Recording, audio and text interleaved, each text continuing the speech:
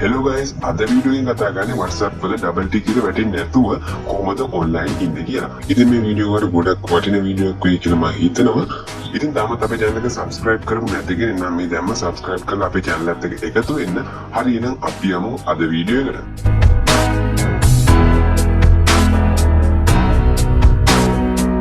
කවුරු අපිට WhatsApp message එකක් දැම්මම මෙන්න මේ විදිහට ඩබල් ටික් එක වැටෙනවා කියන්නේ ඒ කෙනාට දැනගන්න පුළුවන් අපි මේ වෙලාවේ ඔන්ලයින් ඉන්නවා කියලා.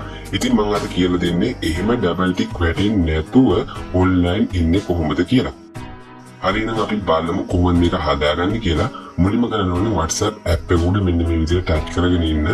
ඊට පස්සේ මෙන්න මේ විදිහේ icon එකක් තියෙනවා. මෙන්න මේක ටච් කරන්න. ඔයාලා මෙන්න මේ විදිහට WhatsApp එක ටච් කරගෙන ඊට පස්සේ මේ විදිහට icon එකක් නැතුව app info කියලා එකක් ආවොත් අන්න ඒක දෙන්න.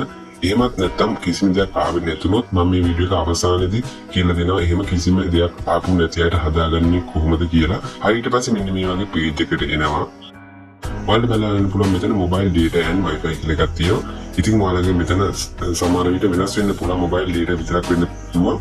ඉතින් මේක phone එකෙන් phone එකට වෙනස් වෙනවා. ඉතින් මගේ තියෙන මේ විදිහට මම කරන්නේ මෙන්න මේක ටච් කරනවා. ඊට පස්සේ මෙන්න මේ විදිහට background data කියලා එකක් බදා ගන්න පුළුවන්. ඉතින් මෙතන මේ tick එක අපි off කරගන්න ඕනේ. ඉතින් ඔයාලගේ මේක on වෙලා නම් තියෙන්නේ. ඔයාලා කරගන්න ඕනේ off කරගන්න එක. ඉතින් මගේ මෙතන on වෙලා තියෙන්නේ මම කරන්නේ මේ tick එක off කරනවා. හරි ඊට පස්සේ මෙතනින් back වෙන්න. back වුණාට පස්සේ ඔයාලට බලා ගන්න පුළුවන් මෙන්න මෙතන උඩ තියෙන force stop කියලා මෙන්න මේ විදිහට බටන් එකක්. ඉතින් ඔයාලා මේක දෙන්න. මේක දුන්නාට පස්සේ මේක okay දෙන්න. හරි දැන් හදන්න ඕනේ ඔක්කොම setting ටික හදලා ඉවරයි. WhatsApp එක open කරන්න එපා. open කරන්න නැතුව පිටින් ඉඳගෙන online ඕන දෙයක් කරන්න පුළුවන්. WhatsApp එක open කරලා double tick එක වැටෙනවා. ඉතින් පිටින් ඉඳන් ඕනම දෙයක් කරන්න පුළුවන් online. අපි බලමු මේක වැඩ කරනවද කියලා. ඉතින් මම ඔයාලට මේක ඔප්පු කරනම් පෙන්නන්නම් වැඩ කරනවා කියලා. ඉතින් මම කරන්නේ මගේ මේ business WhatsApp එක open කරගන්නවා. open කරගෙන මගේ normal WhatsApp එකට මෙන්න මේ විදිහට යනවා. ඒ කියන්නේ මේ තියෙන මගේ normal WhatsApp එකේ chat එක. ඒකට ගිහිල්ලා මම මෙන්න මේ විදිහට message එකක් type කරනවා.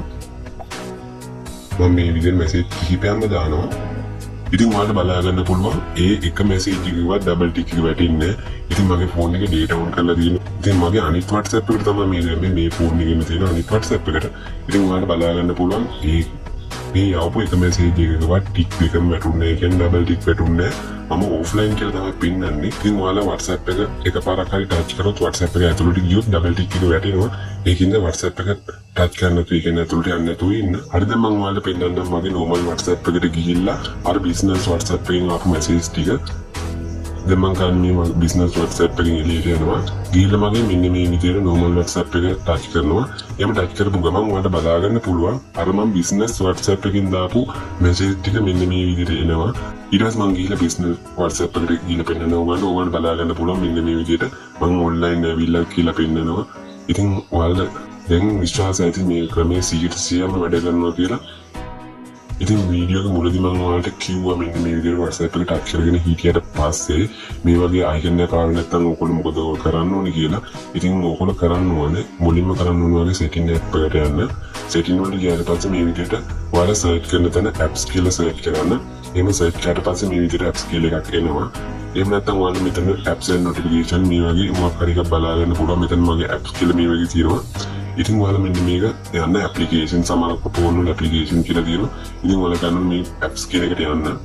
එහෙම ගියාට පස්සේ ඔයාලා බලා ගන්න පුළුවන් මෙතන app ගොඩක් තියෙනවා. ඉතින් ඔයාලා phone එකේ තියෙන හැම app එකක්ම මෙතන තියෙනවා. මෙතනින් ඔයාලගේ WhatsApp app එක හොයාගන්න. එහෙම WhatsApp app එක හොයාගෙන ඒක touch කරන්න. එහෙම touch කරාට පස්සේ අරලා page එක තමයි යන්නේ. ඉතින් ඔයාලා මෙන්න මෙතනට ආවට පස්සේ ඊට ටික හදාගන්න හැටි මම වීඩියෝ එක ඉස්සර මුලදී කිව්වා. ඉතින් වීඩියෝ එක වැදගත් වුණා නම් ලයික් එකක් දාගෙන යන්න. ඒ වගේම ඔයාගේ වටිනා අදහස කමෙන්ට් එකක් විදිහට දාගෙන යන්න අමතක කරන්න එපා.